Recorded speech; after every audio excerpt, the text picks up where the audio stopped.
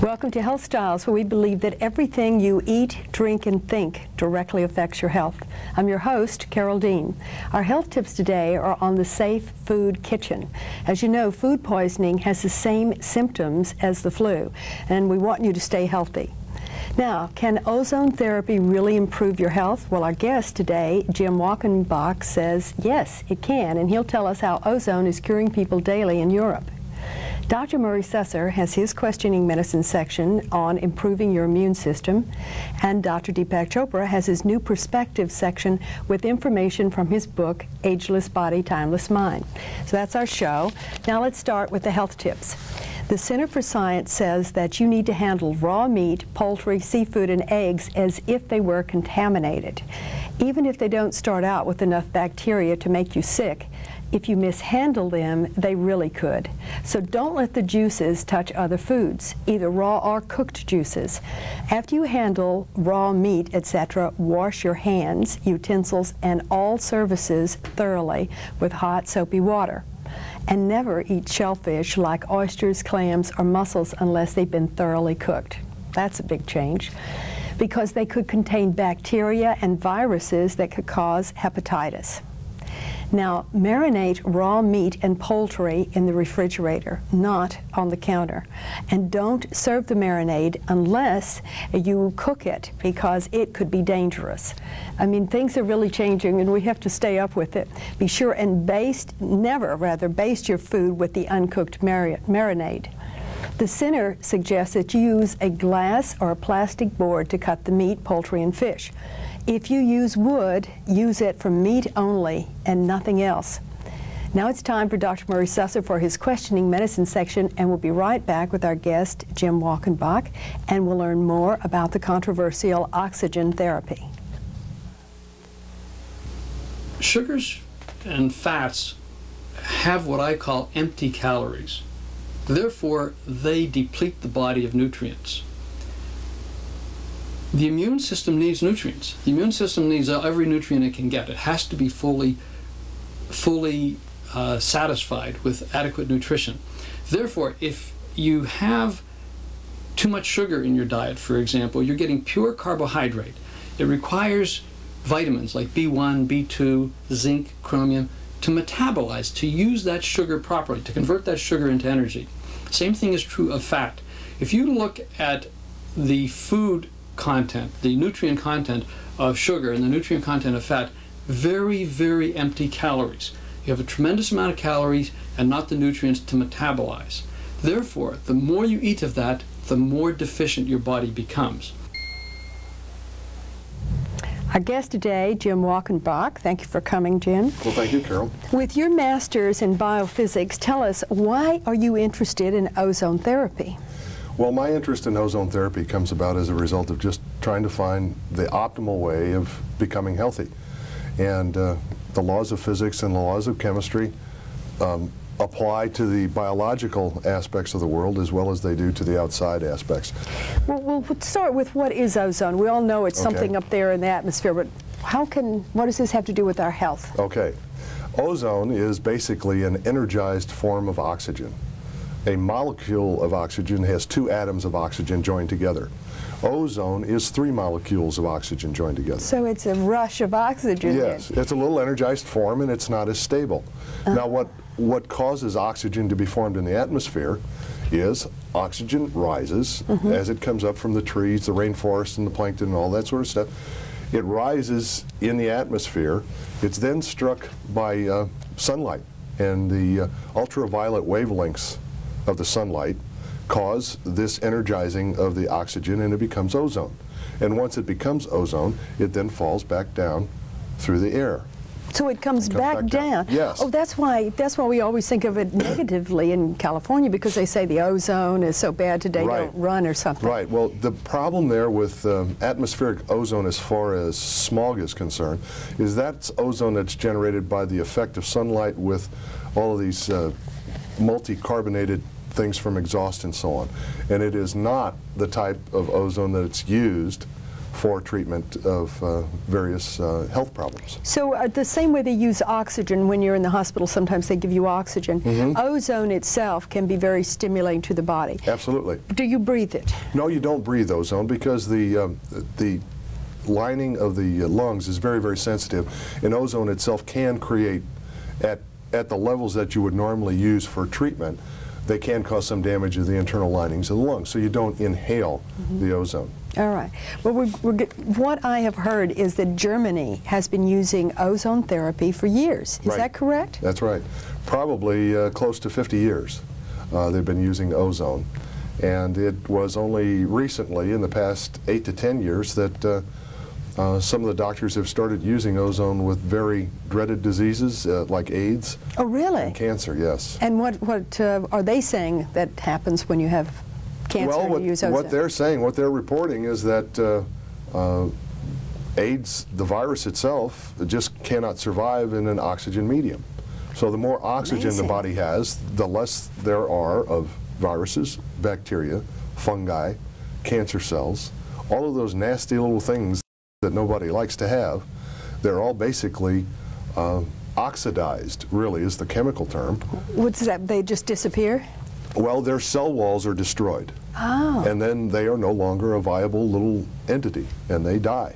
Well, see, I've seen on television, on some of the talk shows, where people have been to Germany and been treated and come back and say, and they look very healthy. Yes. Well, if you get enough oxygen in your body, you are healthy. And there have been some studies with ice that was, I guess, probably Jurassic period ice crystals. And they found at that point, when the dinosaurs were running around, the oxygen level in the atmosphere was somewhere between 35 to 50% oxygen. And what is it now? Right now, the quote average is considered about 21 to 24% oxygen. Wow. So we're dealing with half of what we used to have as oxygen. And if you happen to sit in Los Angeles in one of the bad days, it can be as low as 11 to 14.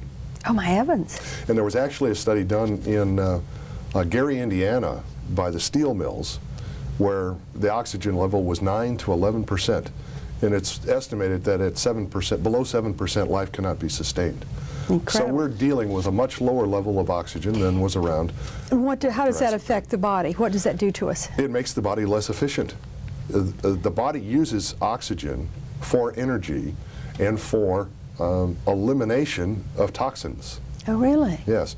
The term, in chemistry, we use the term oxidation, and people often confuse it with oxygen itself. Oxidation is a chemical reaction that breaks things down. So if you have viruses that are anaerobic, bacteria that are anaerobic, now what does fungi, anaerobic mean? Anaerobic means meaning does not like oxygen. All right. Okay? So if they don't like oxygen and you bring a lot of oxygen in, they start to fall apart. Their cell walls cannot stand oxygen in their environment. So their cell walls crumble, and they're no longer a living little entity. So these things die off. So these people are finding, so the doctors before, let's start back with the beginning, were they using it for burns and healing? Yes, using it for burns and other skin conditions, things of that nature. It is, as I found myself, it's phenomenal with athlete's foot. Really? Yes, I was playing golf quite a bit during the rainy season we had a few weeks ago, and I'm walking the golf course, and 5 hours or so, 4.5 to 5 hours of slogging around in the water, all of a sudden I started developing some athlete's foot, and I couldn't believe it. And I used the ozone, a couple of treatments, and it was all gone. You just put it right on your feet? Right, just let it fall in the foot, or I could put my foot into a bag and just let the ozone go in there and just keep it in there for about a half an hour. Well, we need to understand why that helps heal, because your skin breathes, and so your skin would breathe the oxygen and the ozone and take it right into the body? Correct. the skin is the largest organ of the body, and we breathe almost more with our skin than we do with our lungs. Then our skin every day is picking up all this murky stuff here in California? Indeed, yes, so unfortunately. Our immune systems are at risk every day, aren't Absolutely, yes, they're assaulted constantly, absolutely constantly, and the hydrocarbons from exhaust are just really extremely difficult for the body to try to handle. So you put all that together, and we need as much oxygen as we can get. So, and if we could be, and what you're saying is that someone that's getting, if we're getting 12% or something like that, we were getting 50. Right. Before, that's almost 1/5. Right. Of what we were getting, or what the body would really love to have in oxygen. So if you give it the ozone, which is a beefed up form of oxygen, correct, then it really responds well, is what you're saying. Right. And the ozone, being an energized form of oxygen, becomes more effective against those creatures that don't like oxygen. There was a study done down in San Diego, and I've forgotten the doctor's name, where he took cancer cells in growth media, and the ozone was actually specifically deteriorating the cancer cells versus the other healthy cells, the normal cells of the body. So it is effective against those things that don't like oxygen. That's fascinating. Yeah. Now, you say 40, 50 years this has been going on in Europe, and particularly right. Germany seems to have the best system working, right? Right. Yes, that's true. Now, so they started using it for skin diseases, burns, and then what did they get up to using it for? Well, as things evolved, when you have problems that come up, you don't know what else to utilize. It's kind of a universal thing. If you know the body needs oxygen, give it oxygen and then see what happens. This is one of the reasons why the Germans have never really done any double-blind studies. Well, explain that, because I was looking at this tape that right. you gave us, and they said that to do a double-blind study, they wouldn't do that because the ozone was so healing, right. they didn't want to see people die by not getting it. And in a right. double-blind, then they would have to not use it on certain people, and they didn't want that to happen. Right. The double-blind study is a method that the medical world and the FDA like to utilize to try to paint a new, efficacious, efficient method of treatment into a corner and say, well, there are no controlled studies with this stuff. Well, by controlled study, what they mean is they want a double-blind, meaning neither the doctor nor the patient knows whether or not that patient is getting the actual treatment or a placebo. The doctor doesn't know either? No. Who knows? That's the only way it can be double-blinded. Who knows? Just certain people in the therapy portion. You know, they would know who actually got the actual treatment and who didn't. Well, whenever anything is really effective, like ozone has been effective, they see no reason to allow people to die. The other analogy that I think should be utilized with ozone in the medical frame of reference is more as a procedure than a drug. So now the double-blind studies are most effective with drug therapies because they take a pill and the patient doesn't know and the doctor doesn't have to know what the pill is. But you don't do double-blind studies with surgical procedures. Oh, no? No. No. I mean, a doctor comes up with an idea of doing a particular operation, and he unfortunately does it with animals and such, and he practices and so on, and then he evolves a technique to where he can apply that now. He said, I think this might work with humans, and he starts doing it. And it evolves, and it becomes effective. And if it's effective, then other people start using it. They don't start with a double-blind study and say, well, I'm going to slash this guy with a hatchet, and I'm going to do this other surgical procedure on someone else. It's a ludicrous concept, and that's really what the academicians who try to put new therapies down try to do. They paint you into a corner by saying, well, where are your double-blind studies? It shouldn't be a double-blind study. Not with this product, right? Right. Right. It should be looked at as a procedure rather than a drug. The same as an operation. Right. That's very interesting. All right, we're going to take a break, go to Dr. Deepak Chopra. When he was in town, he came to my apartment, and we were very lucky to get to ask him some questions about how powerful the mind is. And we'll be right back with some more information on ozone therapy. 2, 1. This is our new perspective section, and we're interviewing Dr. Deepak Chopra about his new book, Ageless Body, Timeless Mind. Now, what we'd like to know is cravings, Dr. Chopra. So many people suffering from cravings. Can they use their mind to help overcome this, or what? Well, cravings start when there's imbalance in our body. And in other books, particularly Perfect Health, I've addressed this problem. The cravings are because there is imbalance in our physiology. And when we correct that imbalance in our physiology, then the cravings spontaneously disappear. See, in this model, we don't separate the mind and the body. If something's imbalanced in the body, then the mind also is affected. And as I said, in Ayurveda, there are many body types, at least 9 different body types, and once you understand what your body type is, then you'll know that there are certain foods that are more balancing for you, and these may be quite different from the foods that are balancing for me. Because we're different body types. So the best way to treat cravings is not even address the issue. Find out your body type, find out if there is an imbalance, and then correct that imbalance, and the craving will spontaneously go away. Fantastic. Thank you so much. Jim Walkenbach and I are discussing oxygen therapy, and we've covered the fact that it's used a lot in Germany and in Europe, and that it is healing people that have degenerative diseases. So we wanted to show you what a kit looks like, right? Right. And so now actually all you do is you just have little tubes that you can use this too. You can put it in your ears, or Right. Ozone being heavier than air, it falls so that you can tip your head to the side and the ozone can fall into the ear and absorb through the membranes of the inner ear. That is one of the applications of it. We spoke earlier about the skin being the largest organ, and you can go into what we call a bodysuit to have it done and have the ozone absorbed through the skin in a bodysuit. And that is healing for internally as well as externally. Oh yes, it's absorbed into the bloodstream and then circled around or cycled around in the bloodstream so that the body can use it where it needs it. Well, what do they do mostly in Europe? I've read where they take the blood out, oxygenate it, and put it back in. Right. That is the method that had been used predominantly in Europe. And a lot of people who are knowledgeable about ozone feel that it's basically not essential to do it that way. They would draw a pint of blood out, oxygenate it or ozonate it, and then drip it back in. It can be done as far as treatments are concerned. I've heard that it can be done, and it can be done rectally after a colonic or an enema. Women can do it vaginally, and it's very effective with cervical cancers and candida.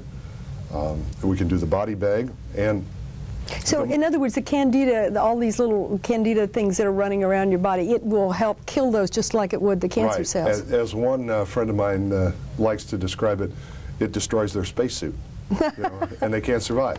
The oxygen actually destroys the outer membranes of the candida, and they're gone. That's great. They're not viable. Right. Absolutely, it's great. That would be great, because as we know, candida comes from overdoses or from taking antibiotics. If you take a whole course of antibiotics, the chances are you will have candida. Just to what level depends upon what condition your body's in. Right. But you can't help getting it.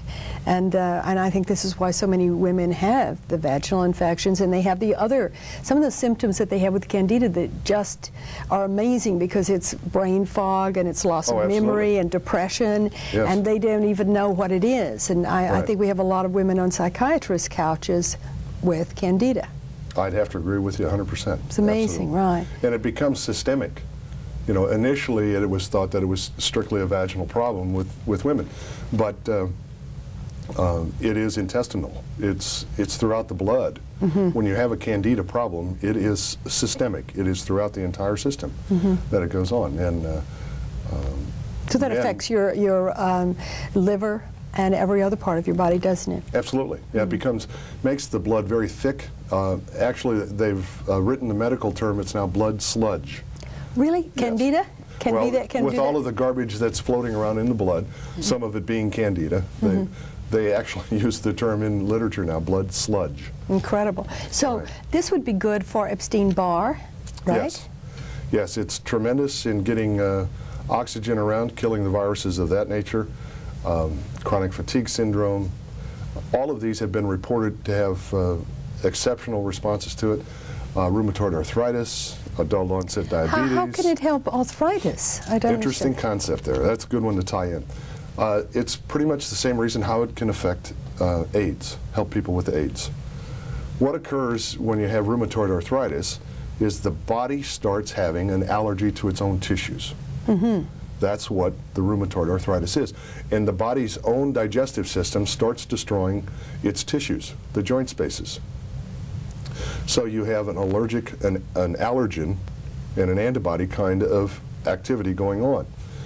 Now, apparently, from what I've read, the use of ozone and getting the body's oxygen level up, destroying all of the things, the viruses, the bacteria, all of those various other things, they actually are starting to destroy the antibodies, the antigens and then the antibodies, so that when the body is clear enough, it no longer has this need to form antibodies for antigens. No, you're losing me here. So what does this mean? To defeat an enemy in the bloodstream, the body makes an antibody. Okay.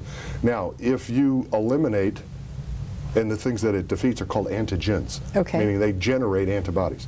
So if you eliminate those things that are called antigens, then there's no reason for the human body to make antibodies. So its production drops off, and you no longer have this allergic reaction. Oh, I see. All right. So the body no longer needs to digest itself. Because oftentimes what has occurred, they think, is that the initial insult was the body's allergy to another bacterium, fungus, who knows what, could even be food. And the structure of that particular antigen was very similar to the protein structure of the human body. So that when the antibody is then made, it can't tell the difference between the bad guys and the good guys, so it just starts destroying everything that's around. Oh, goodness. And then you're really in trouble. Right. Then you have the crippling arthritis. And that's really what that whole program is all about. So the body is attacking itself. Absolutely.